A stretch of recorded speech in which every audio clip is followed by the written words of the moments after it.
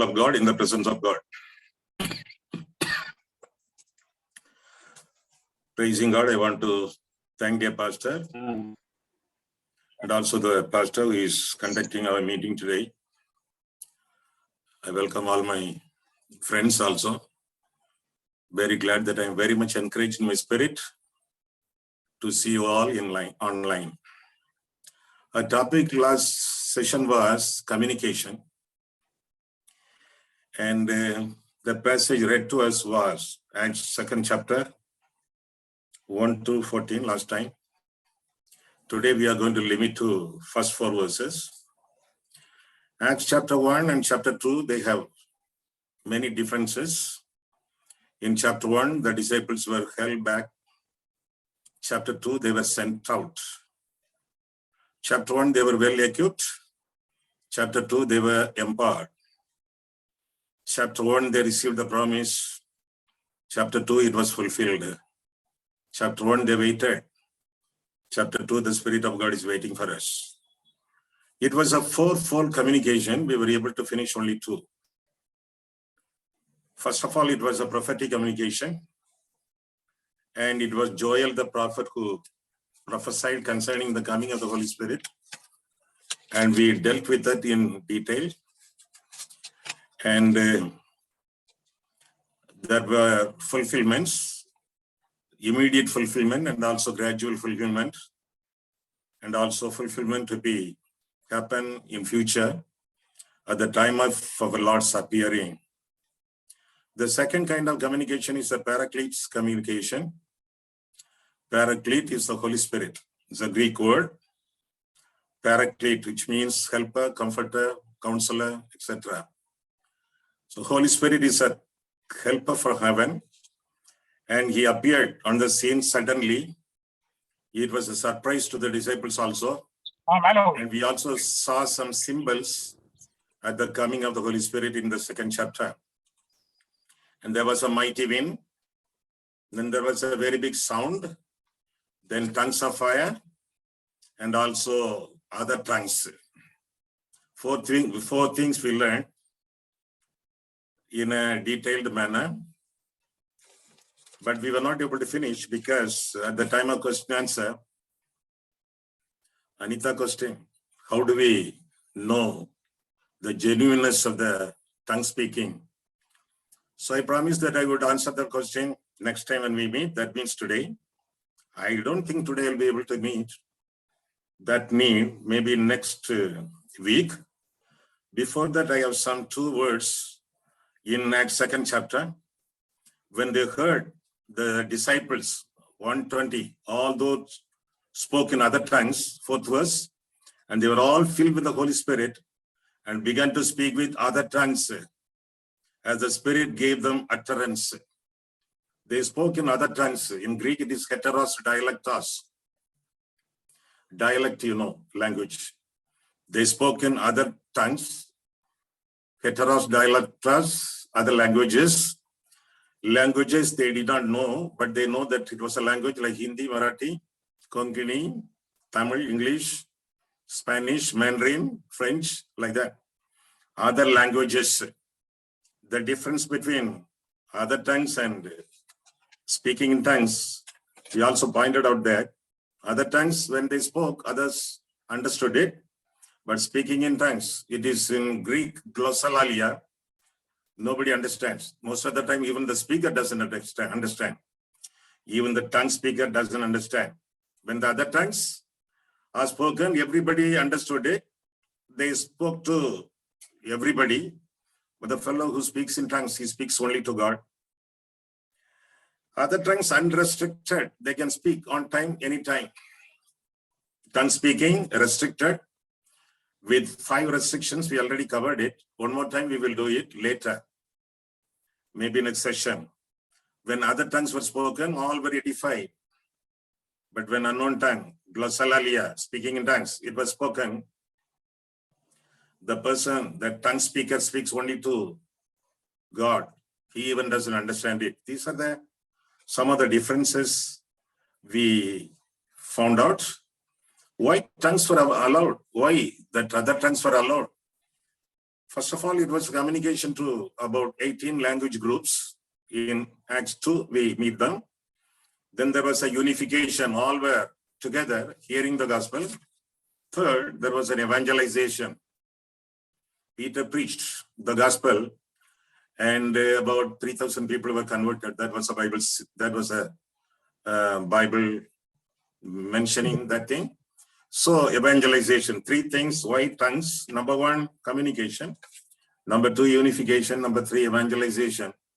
They were able to hear the gospel through Peter. He did not preach the gospel through tongues. He spoke the gospel through his own language, Aramaic. And everybody understood what he was speaking. Today, we are going to talk about the public communication. First of all, prophetic. Secondly, paracletic. Thirdly, public. They also communicated after hearing the languages, other tongues. There are two kinds of responses from them. It was also communication, third kind of communication. Verse 7, then they were all amazed and marveled, saying to one another, look, are not they these who speak Galileans? They all marveled, they were amazed, they were taken aback. They were astonished, amazed. The first response is marvel. They marveled. There is another group. They also gave their response, 13th verse, Acts 2:13. Others mocking said, they are full of new wine. They are drunkards, they said. So one group marveled, the other group mocked. Even today, there are so many people in the churches. Some people marvel, some people mock when they speak in different languages, especially when they speak in tongues, glossolalia, they simply, some people marvel, some people simply mock. There is a fourth kind of communication. Later we will talk about Peter's communication. First of all, prophetic. Secondly, paraclete. Thirdly, public. Fourthly, Peter's. His communication from 14th verse. We will talk about it later. Today I'm going to talk about the gifts of the Holy Spirit. Gifts of the Holy Spirit. Next session, we will deal with speaking in tongues exclusively. Do attend. Ask your friends to attend these sessions. Salvation experience is a Trinitarian experience. When a person accepts the Lord Jesus as his personal Savior, the triune God indwells him. The Father comes in, the Son comes in, and the Holy Spirit comes in. So salvation experience is a Trinitarian experience, which is dealt with very clearly in the 14th chapter of John, 23rd verse, maybe 16 and 23rd. In 16 we read, I will pray to my Father, I, Jesus, pray to my Father, Father. He will give you another comforter, that is Holy Spirit. I will pray to my Father, and he will give you another comforter, who will be with you forever. Father, Son, and the Holy Spirit are there in the 16th verse of 14th chapter, John. 23rd verse, many people miss it. Many charismatic teachers, they don't want to read it to people also, but it's a very important verse, 23rd. If anyone loves me, he will keep my commandment. It begins with singular, ends with plural. Begins with me, ends with we. If anyone loves me, he will keep my commandment. We will come unto him and make our abode with him. We means the Father, Son, and the Holy Spirit. Okay. With a short introduction, we will deal with the gifts of the Holy Spirit, spiritual gifts. What is a gift? A short definition is, a gift is a spirit-given ability for Christian service. Shall I mention it one more time because you're writing? A gift is a spirit-given ability for Christian service. The source of the gift is God, sovereignly bestowed. The source of the spiritual gift is God, the Holy Spirit, God. The nature of the gift is, it is a spiritual ability or power from God. Third, the purpose of the gift is, what are the things I mentioned? Source, God. Nature, spiritual ability or power. Then purpose. 3-4 purposes. Glorify God, edify the church, magnify the word. You are very speedy, Pastor. Okay. Glorify God, edify the church, and magnify the word. Glorifying, edifying, magnifying. They are the purposes of God for his pleasure and also according to his plan and program. Gifts are given. Gifts differ. Gifts differ from person to person. I want you to keep a bookmark in Acts 2nd chapter and also 1 Corinthians 12 chapter. We will dwell in 1 Corinthians 12, a lot of time today. There we read 1 Corinthians 12:4. Have you taken it? There are diversities of gifts, but the same Spirit. Gifts differ. Paul says, be like me. Then he says, but the gift is, to one it's different, the other it is different. Gifts are different, differ from one person to another person. Romans 12:6 also, we differ in our gifts. 1 Peter 4:10 also, gifts differ. Different. They are different and they are varied in standard and value also. Some gifts are more valuable. Some gifts are not very much valuable, but they are gifts also. They are the gifts of the Holy Spirit. We should give respect to those gifts also. We will read from verses 7, 1 Corinthians 12:7 onwards. Keep it open till the end of the study. But the manifestation of the Spirit is given to each one for the profit of all. In KJV, the manifestation of the Spirit is given to each one for common good. Verses from 7 onwards. 7 already read, 8 onwards. For to one is given the word of wisdom through the Spirit. To another, the word of knowledge through the same Spirit. To another, faith by the same Spirit. To another, gifts of healing by the same Spirit. 10. To another, the working of the miracles. To another, prophecy. To another, discerning of spirits. To another, different kinds of tongues. To another, the interpretation of tongues, etc. Then verses from 28. There are questions there. There are standards also there. Verses from 28, chapter 12 of 1 Corinthians. And God has appointed these in the church: first apostles, second prophets. The word second has two meanings. One is secondly, the other is secondarily. Secondly means second in sequence. Secondarily means second in standard. Here the word second means secondarily. That means first apostles, then the secondary value, the value of second standard is prophets. Third, that means thirdly, third value, teachers. After that, miracles, then gifts of healings, helps, administrations, varieties of tongues. They differ in value and standard. 29. Are all apostles? Answer is no. Are all prophets? No.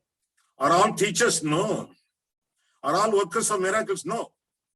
Do all have gifts of healing? No. Do all speak with tongues? No. Do all interpret? No, no. Gifts different. Don't change the order. There is a God-set order. In 1 Corinthians 12, follow that order. So gifts are different. They differ from person to person, believer to believer. The second point I want to mention to you is, gifts are given not according to our wish and will, but according to the will of God, the Holy Spirit. He distributes gifts according to his own will. Pastor, how many points you are going to mention? 10. First, gifts are different. Secondly, not according to our will, but according to God's will. 11th verse, 1 Corinthians 12:11. But one and the same Spirit works all these things, distributing to each one individually as he wills. According to God's will, the will of the Holy Spirit, gifts are distributed, not according to our prayer and pleading, according to his own will, his own wish. Don't pray against God's will. It is not wrong to ask God for a certain gift. You can ask. He is your father, he is your friend. You can ask, but leave it to God's will. Tell your need and commit it to God's will. That's good prayer. Thy will be done on earth as it is in heaven. Don't pray against God's will. Pray according to God's will. Sometimes we feel, I must have this particular gift. God may not like to give it to you. Then say, praise God. Give thanks to God in all circumstances. For that is the will of God. That's the will of God concerning you. 1 Thessalonians 5:18. Moses, a great leader we talked about last time. He must have two gifts. Number one, speech. Gift of speech, because he's a man of slow tongue, stammering lips. He should speak very well because he's leading lots of people to Canaan. He must have the gift of speech. God did not give it to him. He must have gift of tongues also, other tongues, because he was leading the people through so many regions, so many places through which he is leading the people. Amorites, Jebusites, Amalekites, Philistines, so many people. He should know all the languages. Then only peacefully he can travel and also lead the people. God did not give him the gift of clear speech and also gift of tongues, because when he asked him to read the tablet, he will break. When he asked him to speak through the rock, he will smite. God knows what to be given to whom. So don't pray against God's will. He's a very hot-tempered and short-tempered man. So God said to him, your brother Aaron is on the way. He will represent in his mouth. He will talk on your behalf. That much God said. Third, the third point I want to share with you is, each believer has a gift. The manifestation of the Spirit is given to each one. 11th verse, each one. No ungifted believer. Everybody has a gift, minimum one gift. There may be many gifts also. 1 Corinthians 7:7. Gifts are there to each one. Ephesians 4:7 to each one. Gifts are given, and you are a charismatic person. Pastor, I am a Methodist person. No, you are charismatic person. Charis means grace. The Greek word charismata means gifts of grace. Anybody who has the gift of the Holy Spirit is charismatic, according to the Greek language. According to the Bible, you are a charismatic person because you have a gift of the Holy Spirit, or you have gifts of the Holy Spirit. A charismatic means graciously gifted believer. Who is that? You. Charismatic means gifts of grace. Then there is another word, pneumatica, Greek word. No time to spell. Pneumatica, that means gifts of the Spirit. Charismata and pneumatica. Anybody who has the gift to know is a charismatic person. There are other two words in Greek also, doria and doma. They also mean gift. Gifts are not earned. Gifts are not earned, they are received freely. Gifts are received freely. Celibacy is also a gift. 1 Corinthians 7:7. What is celibacy? Remaining unmarried, spinster or a bachelor. Celibacy, unmarried life. It is also a gift of the Spirit. Bible says in 1 Corinthians 7th chapter, 7th verse. There are 4 lists. There are 4 gifts of the Holy Spirit in the Bible. Romans 12, 1 Corinthians 12, Ephesians 4, 1 Peter 4. Shall we read them? Better we read them. I already read 1 Corinthians 12. So please browse, turn with me, Romans 12. We will go to Romans 12, verses from 6 to 8. Having then gifts differing, again and again the word differing. Having then gifts differing, according to the grace that is given to us, let us use them. Let us use them, underline. If prophecy, let us prophesy in proportion to our faith. 7th verse. Our ministry, let us use it in our ministering. He who teaches in teaching, 8th verse. He who exhorts in exhortation. He who gives, giving is a gift, you know. He who gives with liberality. He who leads with diligence. He who shows mercy with cheerfulness. Let love be without hypocrisy. Abhor what is evil, cling to what is good, etc. These are the gifts mentioned in Romans 12. Some are repeated, some are added. Then come to Ephesians 4. Ephesians 4, when I read the verses to you, listen to them very carefully and also go along with me in the reading of the word. Ephesians 4, verses from 11. Ephesians 4, verses from 11. And he himself gave some to be apostles, some prophets, some evangelists, and some pastors and teachers. Again, 11. And he himself gave some to be apostles, some prophets, some evangelists, and some pastors and teachers. They call it fivefold ministry. Some are repeated, some are added. Why these gifts are given? 12. For the equipping of the saints, for the work of the ministry, for the edifying of the body of Christ. I told you, no? Glorify, edify, magnify, all those are coming here. 13. Till we all come to the unity of the faith and the knowledge of the Son of God, to a perfect man, to the measure of the stature of the fullness of Christ, etc. This is the third list. Then one more list I already mentioned to you, 1 Peter 4. 1 Peter 4, verses 10 and 11. All these, if it is possible, you can underline it. If it is your personal Bible, if it is a borrowed one, you don't need to underline. 1 Peter 4, 11 and 12, 10 and 11.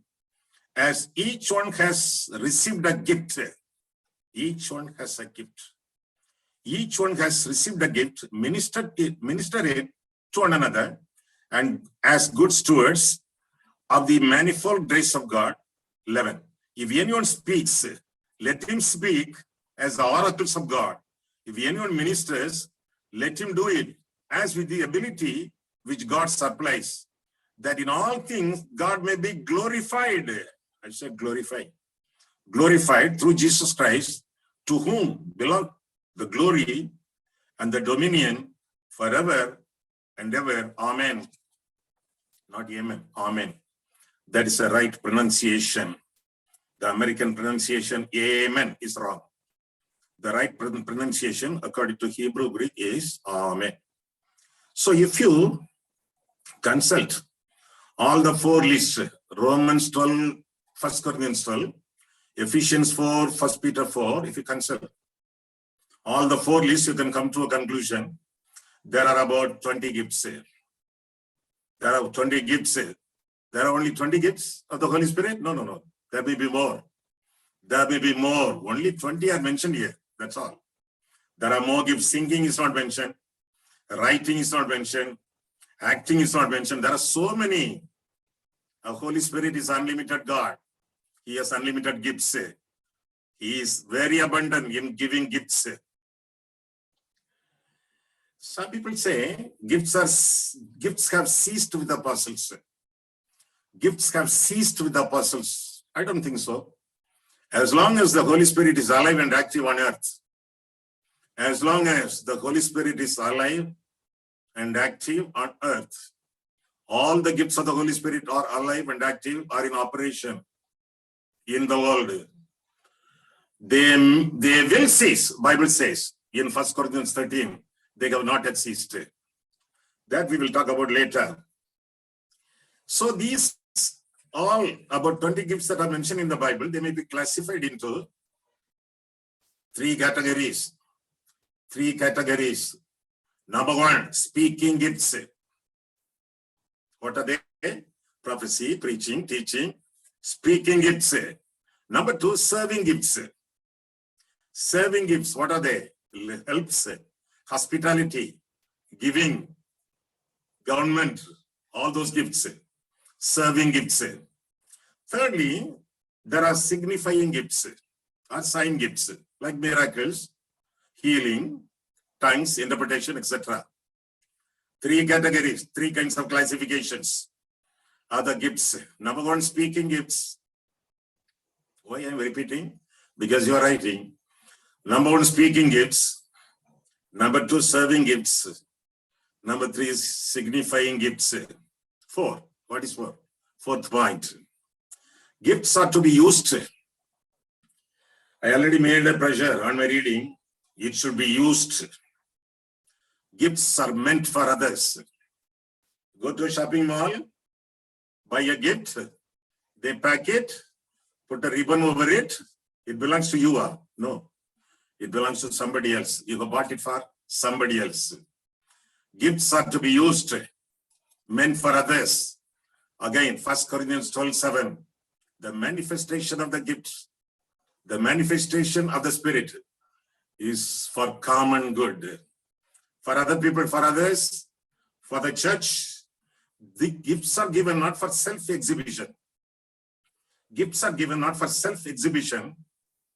They are meant for the edification of the church and the society. They should be used not for selfish purposes. In 1 Corinthians 10:24, we read, not to seek your own need, but to seek others' needs. We live for others. God so loved the world. How he loved the world? He gave his only begotten Son. Loving is living for others. If you love God, live for him. Love others, live for them. Loving means living for others. So we need to live for the needs of other people.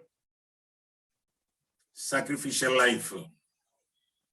Gifts are to be used for others' purposes because the gifts are not our own. The owner of the gifts that we have is God, sovereignly bestowed. We already talked about it. We are not owners of anything, any gift, but stewards of every gift. We are not owners of any gift, but stewards of every gift. We should not forget, the giver is more important than the gift. Some people enjoy gifts. They simply proudly speak, I have this gift and that gift. The giver is more important than the gift. So all glory to be given to God only. Again, I want to mention to you the purpose, sole purpose of gifts is or are edifying and glorifying, edifying and magnifying.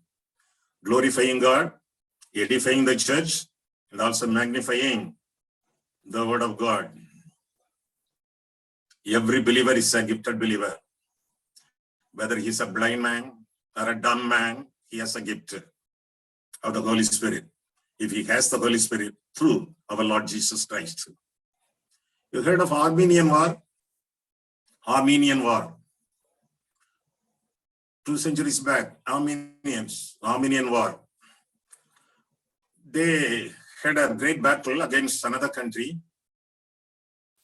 And in Armenia, two fellows were wounded, two soldiers were wounded. One lost both his eyes. The other one, another one lost both his hands. They requested the captain and also the major for their release. Just release us. We are of no use to the army anymore because I have lost my eyes. He has lost his hands. We want to go home and take rest. We are very glad that we served the army for our nation, but we want to leave.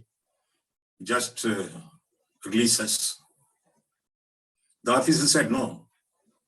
The war is at its zenith. We are not going to lose anybody. Everybody we need. We cannot send you out. You serve here continuously. We will give you responsibilities and jobs. They need a lot of water. In that area, they had made pumps. To the blind man, they said, you have hands, no? You pump the water. You pump the water. To another man, they said, you have eyes, no? Open. You have lost only hands. So when the bucket is full or the drum is full, tell the people it's full, take it. Like that, one fellow is asked to pump the water. The other fellow was asked to see whether water is full up to the brim. They did not want to leave them. Similarly, we have gifts. We cannot escape from the reality of the Holy Spirit. Our gifts should be used in one way or other way. God wants us to use those gifts. Unfortunately, today the church has become a playground. 11 people are playing, but 11,000, they are just spectators.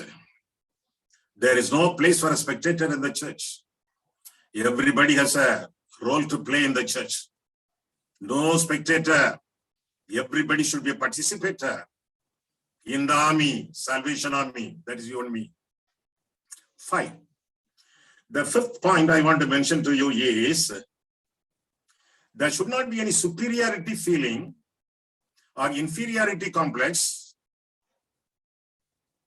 when we are gifted. In our gifting, in our gifts, we should not have any superiority feeling or inferiority complex. Because all gifts belong to God. It doesn't belong to us. Every gift belongs to God. He is the owner. We are just stewards. We are simply asked to make use of them. That's all. So we need to support one another. No superiority, no inferiority. Support one another. Maybe you think that you have a great gift. Maybe you think that he has a very small gift. Support, uphold. Uphold in prayer. Support one another in the body of Christ. A sister is cutting onion in the kitchen. And now and then she looks at the TV. She was so immersed in the TV. TV is in the sitting room, living room. She simply turns his head and watches the TV. What is going on there? When she was concentrating on the TV, suddenly she cut one of her fingers. Cut one of her fingers. She didn't know. She didn't realize that would happen. Bleeding. One finger is bleeding. The whole hand is shaking. The other hand is shaking. Eyes are crying, shedding tears. Legs are walking to look for medicine. Medicine is applied by other hand. Mouth is lamenting. Cut in only one member. Cut in only one member in the body. But the whole body is shivering. The whole body is participating in the suffering of one member. Bible says in 1 Corinthians 12:26, and if one member suffers, all the members suffer with it. And if one member is honored, all the members rejoice with it. Uphold, support. If somebody suffers, no. If you do not suffer together, you are not in the body of Christ. If you are really in the body of Christ, you will also suffer together. That is the meaning of being placed in the body of Christ. There was a conversation, a competitive conversation between the right hand and the left hand. The right hand said, I am superior. I am superior than you are. How? The left hand asked. Right hand said, our owner is a writer. When he writes, which hand he is using? Right hand, no? I am used. But left hand said, but who is holding the paper? Who is holding the paper? I am holding, no. I am holding the pad and the paper and you are writing. I am used, no.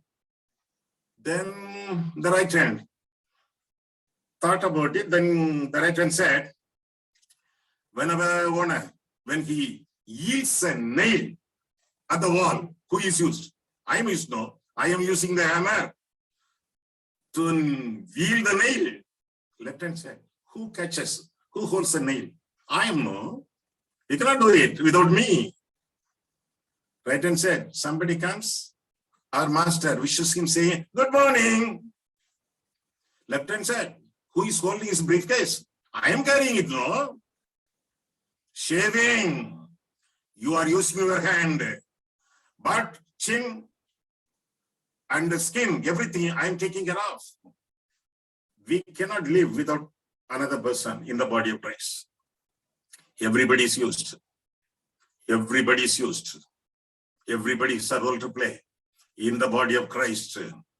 Everyone is very important. We are not independent. We are interdependent in the body of Christ. If you understand these principles now, we will be very much happy and clappy in the body of Christ. Sixth, how many points I told you I will tell? 10. Sixth point, one body, different members. We belong to one body, single body. Jesus Christ, the body of Christ. With different members, one body, different members. We should understand that very well. And we will read about an analogy Paul is using in the 12th chapter, verses from 14. 1 Corinthians 12, verses from 14. For in fact, long passage, be patient. 14th verse onwards. For in fact, the body is not one member, but many. If the foot should say, because I am not a hand, I am not of the body, is it therefore not of the body? And if the ear should say, because I am not an eye, I am not of the body, is it therefore not of the body? 17. If the whole body were an eye, where would be the hearing? If the whole were hearing, where would be the smelling? 18. But now God has set the members, each one of them, in the body as he pleased. And if they were all one member, where would be the body? Somebody says everybody should speak in tongues. Then everybody should speak in tongues. That means every member of the body should be tongues, no? This is a round tongue. This is a very big tongue. Then this is a trunk-like tongue. These are millions of tongues. This is a long tongue. These are short tongues. The body of Christ will look like a bundle of tongues. The body of Christ will look like a bundle of tongues. It's not a bundle of tongues. It is a beautiful body of the Lord Jesus Christ. Beautiful body. So, very important facts we should remember in our mind now and later in conclusion also. Number one, there is unity in the body. There is diversity in the body, different. There is maturity in the body, edification, building up. There is sovereignty in the body. God distributes the gifts to everybody. What are they I mentioned? Unity, diversity, maturity, sovereignty. If you understand all these four important things, sum and bone of the teaching today, you will excel in your spiritual understanding of gifts. And also you will be able to teach other people also using all these things. Many members, one body, only one football team, but 11 players. Only one, but many. Remember that in your mind. Gifts are placed in the body of Christ by God for his pleasure, for his plan, for his program. Understand that very well. Seventh. The seventh point I want to mention to you, Pastor. Please patient with us. Why don't you repeat all the points once again? Okay. First point, gifts are different. They differ from one person to another person.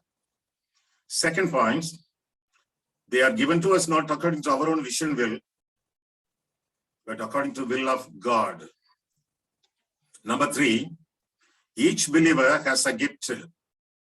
Number 4, gift should be used. Number 5, there should not be any superiority feeling or inferiority complex in the body of Christ. Number 6, there is only one body, but different members. And I believe certainly you will remember till the end of your life, the body of Christ is not a bundle of tongues. You will remember that, I know. Okay. Seventhly, seventh point, spirituality and spiritual gifts are not synonymous. Spirituality and spiritual gifts are not synonymous. Because somebody has a gift of the Holy Spirit, or so many gifts, doesn't mean he's a spiritual man. Doesn't mean he's a spiritual person. Samson, great warrior, anointed of the Lord. Sunshine is the meaning of his name. Killed a lion, killed 1,000 fellows, Philistines, broke 7 ropes. The valley at Leki opened for him. So many gifts. Oh, so many signs and wonders. A man after his own flesh, living in sin, exercising so many gifts of the Spirit. Spirituality and spiritual gifts are not synonymous. Jesus said in Matthew 7, those days, some people will come and tell me, Lord, we prophesied in your name, we cast out demons in your name, we heal the sick in your name, we worked wonders in your name. Jesus said to them, depart from me, you evildoers. Depart from me, you evildoers. Why he says like that? They exercise every gift of the Holy Spirit in the name of Jesus. But Jesus, instead of commending them, he condemned them. Why? They use the gifts for their own glory, not for the glory of God. They use the gifts to build their own kingdoms around themselves. They are not concerned about the kingdom of God. They minded their own name. They did not mind the name of the Lord. Selfishly, they used the gifts God has provided them. Corinthian church. The word Corinth means adultery. Letter to the Corinthians means letter to the adulterers. Corinthian church. 1 Corinthians, 1st chapter, verses 5 and 7. 5, you are full of knowledge. 7, you lack in no gift. A knowledgeable church. Lot of spiritual knowledge. And also full of gifts. Corinthian church, a carnal church. A carnal church. Division, fornication, adultery, idol worship, competition, participation in the community service deliberately without examining themselves. So many sins. There is a list of the gifts of the Holy Spirit. There are so many lists of sin also in the church. Spirituality and spiritual gifts are not synonymous. You may think of somebody possessing so many gifts. Doesn't mean he may be a holy person. How to be holy? Every day we should be cleansed in the blood of the Lord Jesus Christ. The blood of Jesus will cleanse you from all your sins and unrighteousness. Secondly, the word of God. Number 1, the blood of Jesus. Number 2, the word of God. Sanctify them with thy truth. Thy word is the truth. The word of God sanctifies. Number 3, the Holy Spirit. We are being sanctified by the Holy Spirit. 1 Thessalonians 2, 2nd chapter, 13th verse. We are sanctified. We are cleansed, holified, purified by the Holy Spirit. Fourth, suffering. Suffering paves the way for us to live a holy life.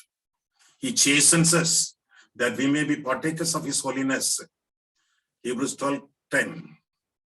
Four important things for spirituality: the blood of Jesus, the word of God, the Spirit of God, and the cross of Christ, suffering life. These are the things enable us to live a victorious Christian life, holy life, according to the Bible. Eighth. What is eighth? Eighth point. Gifts are limited. Gifts are limited in time, to time. Gifts are limited to time, but they have not ceased yet. They are limited to value and cost. They are limited to value and cost. They are limited to time. How we know that? 13th chapter, 1 Corinthians 13, verses from 1. Though I speak with the tongues of men and of angels, but have not love, I have become sounding brass and a clanging cymbal. And though I have the gift of prophecy and understand all mysteries and all knowledge, and though I have all faith so that I could move mountains, but have not love, I am nothing. Gift without fruit is nothing. 3, and though I bestow all my goods to feed the poor, and though I give my body to be burned, but have not love, it profits me nothing. Nothing. 8th verse. Love never fails. But whether there are prophecies, they will fail. Whether there are tongues, they will cease. They have not yet ceased. They will cease. Whether there is knowledge, it will vanish away.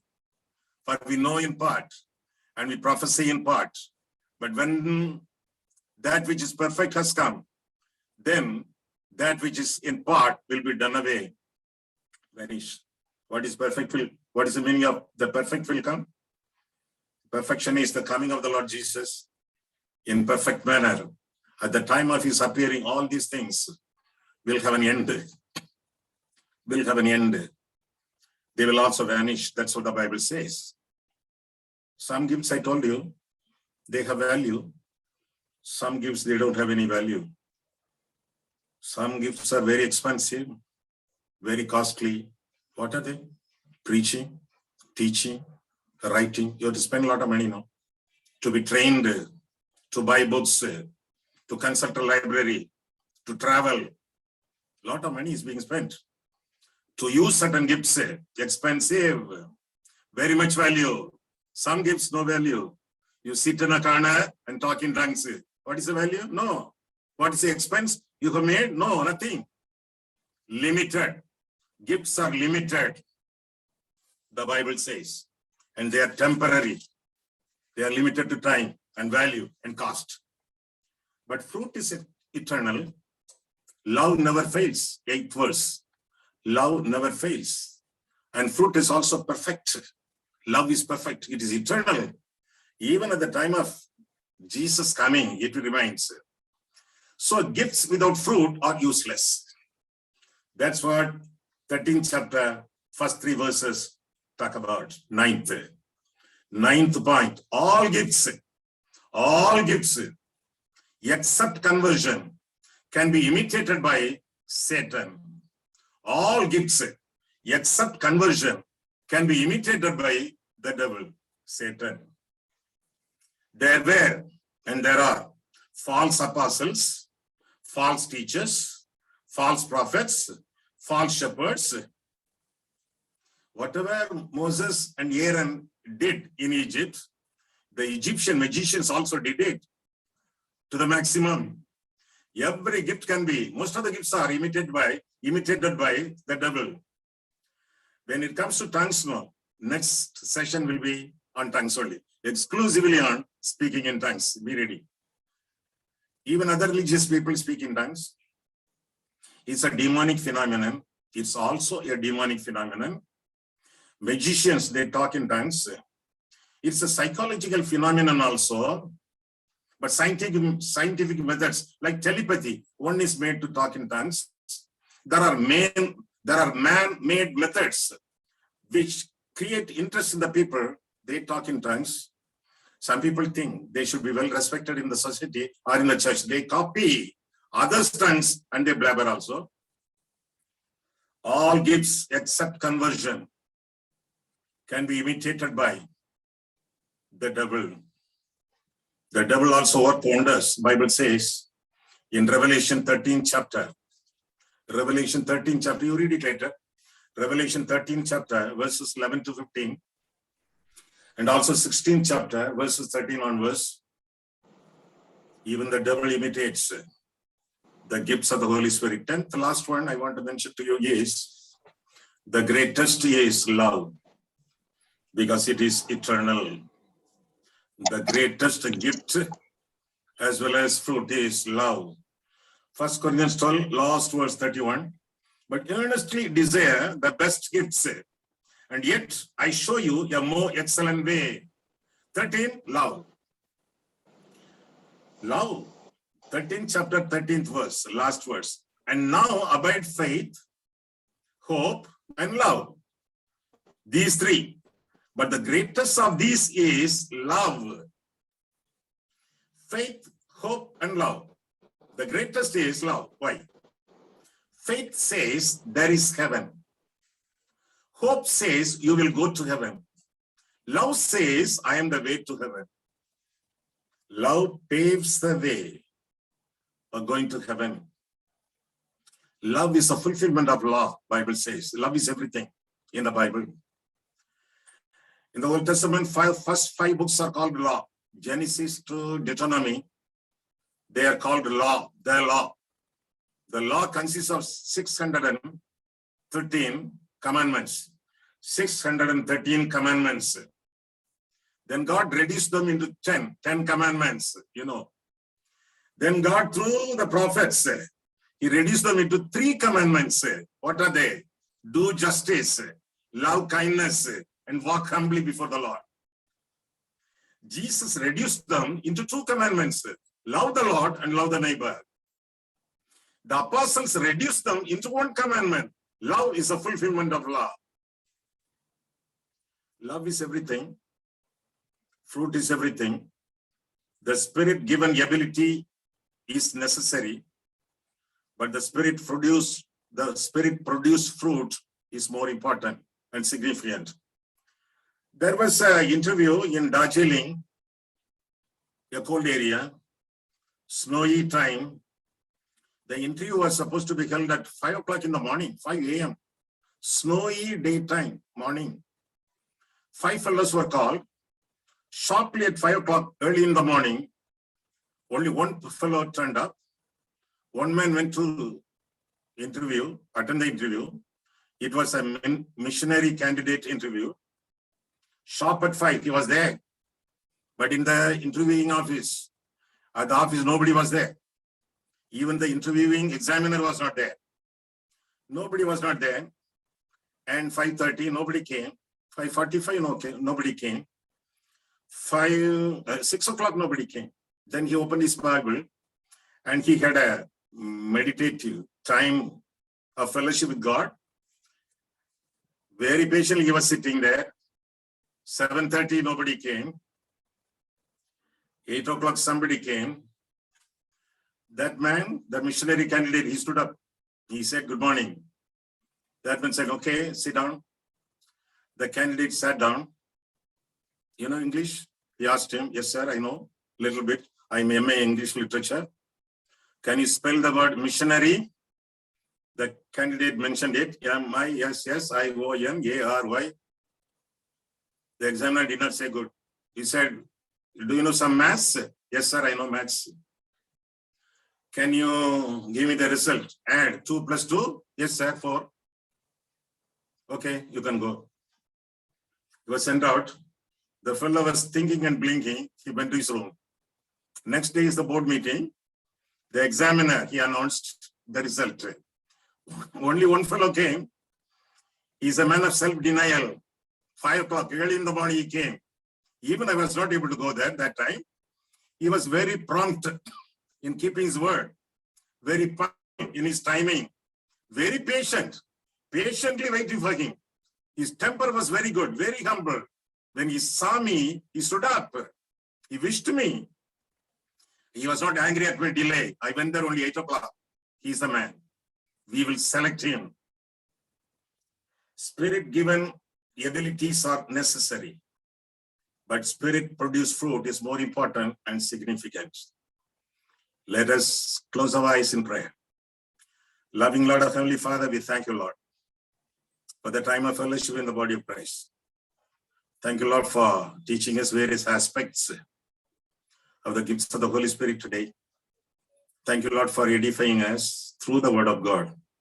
Help us, Lord, to glorify you through using our gifts and natural talents and skills blessed by you for the glory of God, for the extension of the kingdom of God on earth.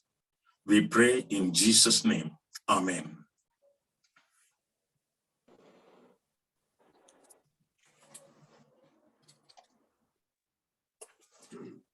We praise God for the word of God that came to us today. And we thank Dr. Paul Rajat for taking time to share this word and to all of us. We thank you, sir.